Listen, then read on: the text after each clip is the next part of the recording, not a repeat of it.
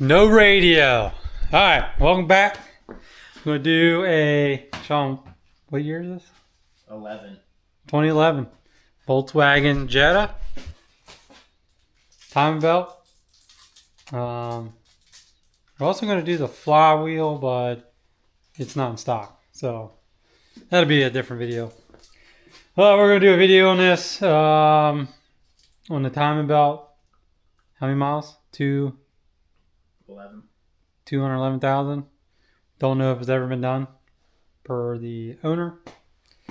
So there it is.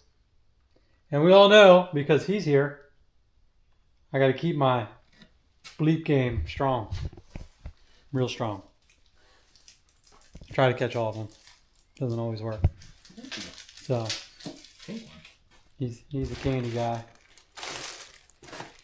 They're from Halloween. Hopefully 2025 Halloween and not like a different one. All right. I think it's 24.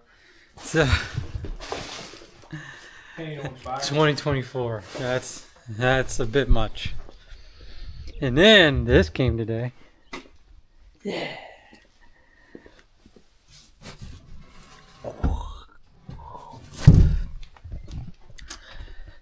Yeah. So we gotta get this Jetta out so we can get that rear under the truck and get riding. Even if that means I gotta stick it in one gear till we put the shifter in. Don't cut a hole in the floor. Yeah. All right. Let's get to it. All right. Disconnecting the low radiator hose from the side that goes up to the thermostat. And then here we're going to remove the electric fuel pump to get that out of our way to make room for the top cover for the timing belt. Last month was 1. So doing the timing belt, even though it looks good, right, at the ridges, if you look here, she's wearing, right?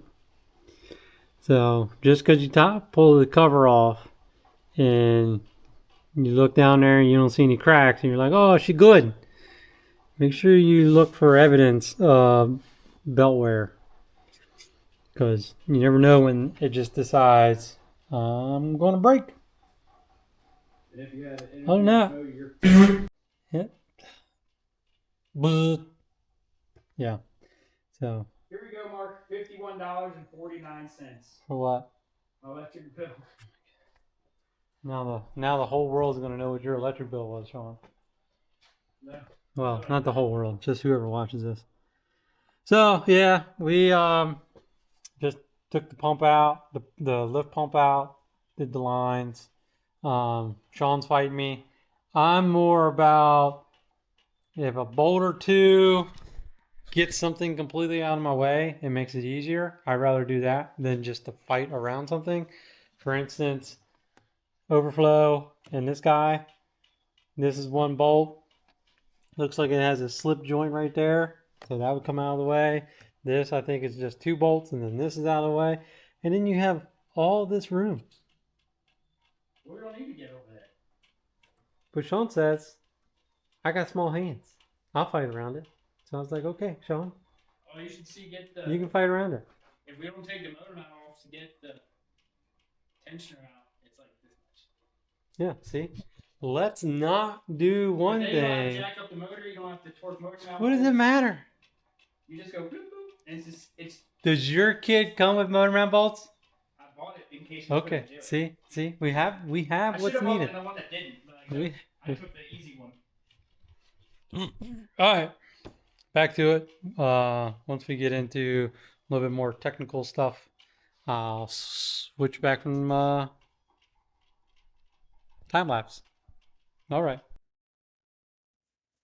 All right, here we go. We're going to pull the harmonic bouncer off. You do that to get the mid and lower timing belt cover off and out of your way.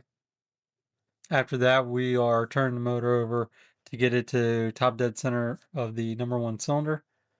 Once that is accomplished, we are using the cam lock tool putting it into the camshaft sprocket, locking that where it absolutely has to be, and that is our reference point from here on out. After that, loosen up the tensioner, get the belt off. We also took off the rollers, the small and medium rollers, to help ease getting the belt off. And then after that, we popped the water pump through. 3 bolts hold the water pump in, a couple pry bars, comes right out. All right. So pull the timing belt off. We locked the cam gear down. Once that was locked off, we pulled the rollers off, the tensioners off, got the belt out of the way. Once the belt was out of the way, we were able to put the pump gear where it needed to go, the crank gear where it finally needed to go, lock all that down. So everything is where it's supposed to be. It's going to be hard to see, especially if I knew where my light was. Oh, there it is. Oh, there's the crank gear holder. We just popped the water pump loose, so that's why you're seeing all the coolant. Alright, so you can see right there, just goes in a slot. And then same thing for the cam gear.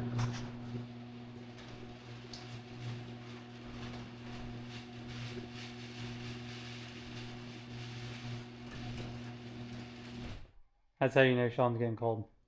Well, no, He's shutting doors. Your expensive rear is getting wet. He's getting cold.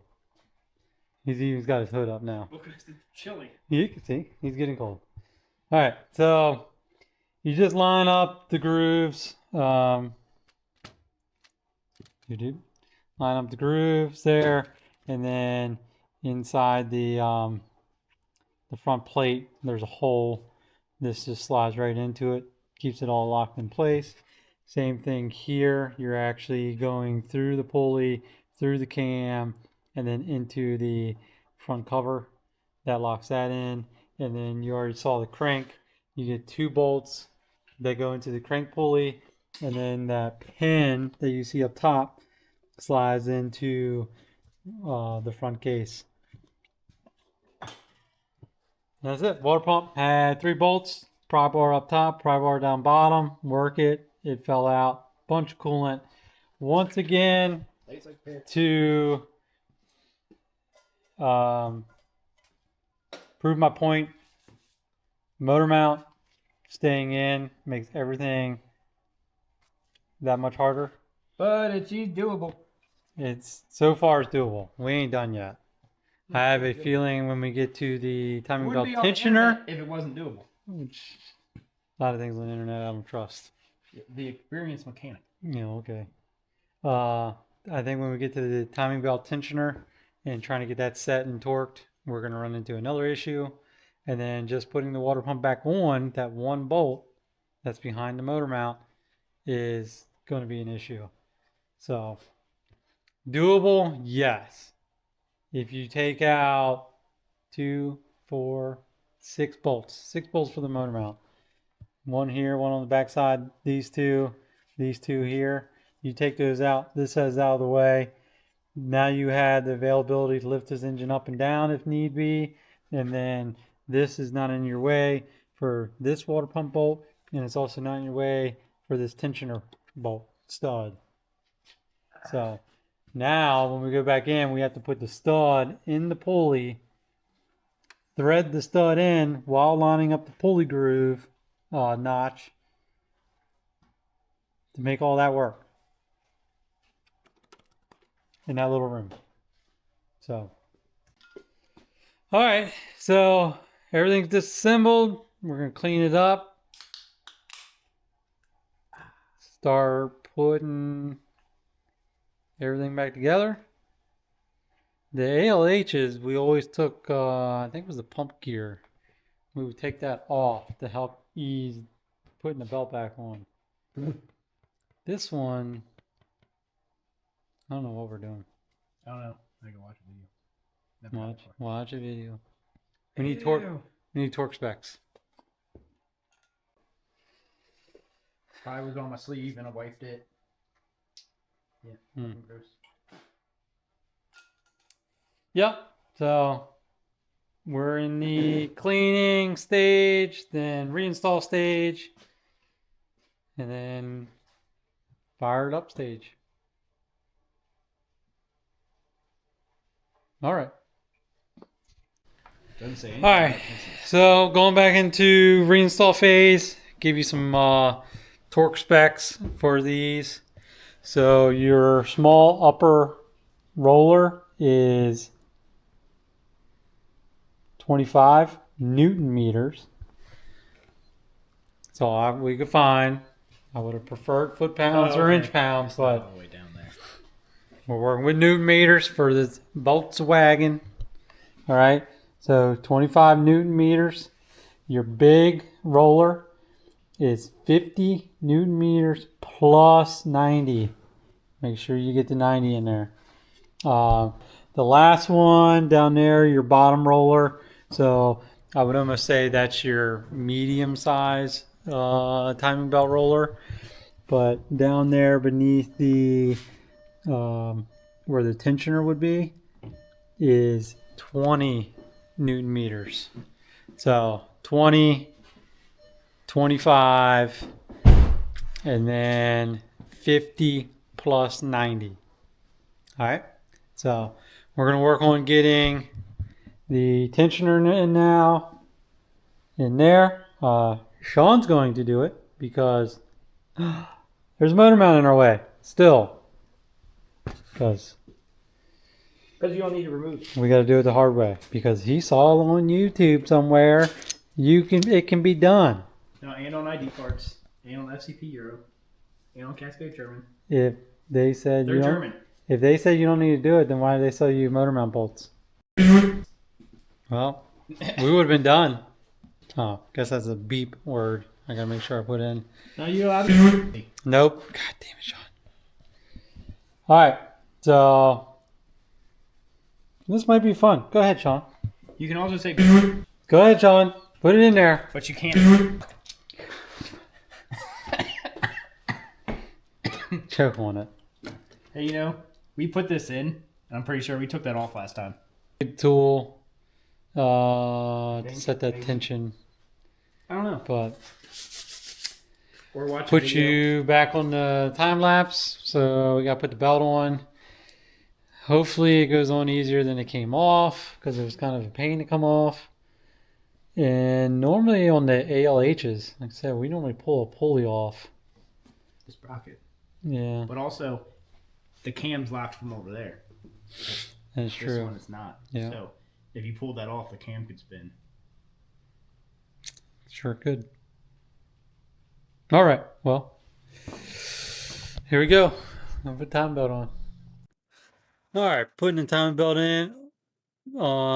Starting from the crank, working it up to the pump, and also working it up to the cam gear. All right, so we got the belt on. You still got to do the tensioner first. Yeah. To get the belt on, we went ahead and loosened the camshaft sprocket and the pump sprocket. So we started at the crank, worked it pretty much up in both directions.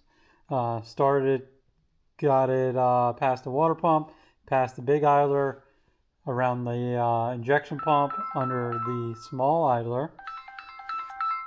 And we were loosening the cam sprocket and the pump sprocket, just getting everything turning the way it's supposed to go, setting up the tensioner to the correct, putting the arrow into the notch to set the correct tension, and then going through and torquing everything down, spinning the motor over twice, making sure nothing hit. We're all good there.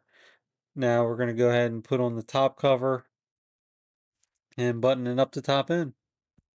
So we are going to prime the fuel system and then see if she starts. So I have it set up on the scanner here. Let's see if I can. Okay. We'll go to engine management. Okay. Functional tests, special functions, vent prime fuel circuit function.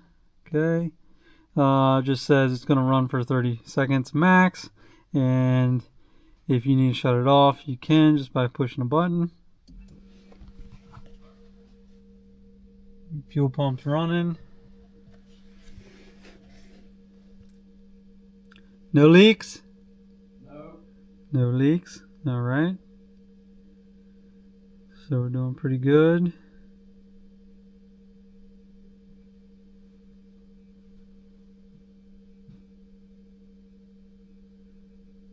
All right. All right. Fire in the hole. Yeah.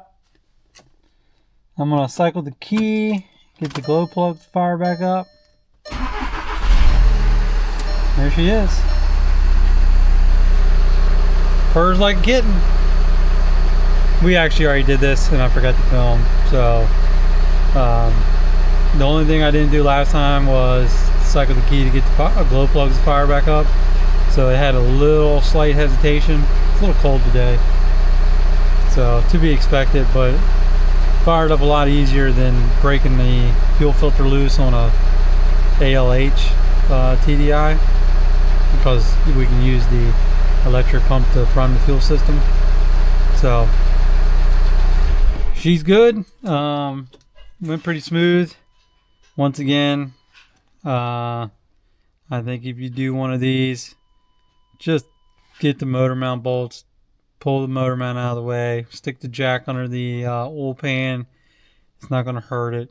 It's just, you're just helping support half the motor really at that time, so it's not going to crush the oil pan or anything crazy, and it just gives you a lot more room to get everything.